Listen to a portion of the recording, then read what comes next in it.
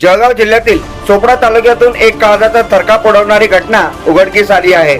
तालुक्यातील वडती येथील एका जन्मदात्या बापानेच आपल्या 2 निष्पाप मुलांवर झोपेत असताना कुऱ्हाडीने जीवघेणा हल्ला केला। या अमानुष हल्ल्यात 13 वर्षाच्या मुलीचा दुर्दैवी मृत्यू झाला असून तिचा 11 वर्षाचा भाऊ गंभीर जखमी झाला आहे। प्राप्त माहितीनुसार वडती येथील रहिवासी 50 वर्षीय सुभाष गोपाल भिलाला याने रात्रीच्या वेळी स्वतःचीच मुले गाढ झोपेत असताना त्यांच्यावर कुऱ्हाडीने सपासप वार केले।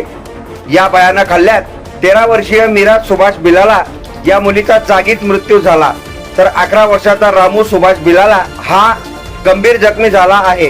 त्याच्यावर उपचार सुरू असून त्याची प्रकृती अत्यंत चिंताजनक असल्याचं सांगण्यात येत आहे। घटनेची माहिती मिळताच अडावत पोलीस ठाण्याचे पथक तातडीने घटनास्थळी दाखल झाले।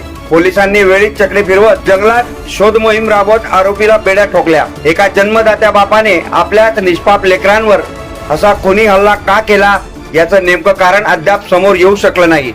अडावत पोलीस या रक्तरंजित कांडाचे नेमकं कारण शोधण्यासाठी आरोपीची कसून चौकशी करत आहे।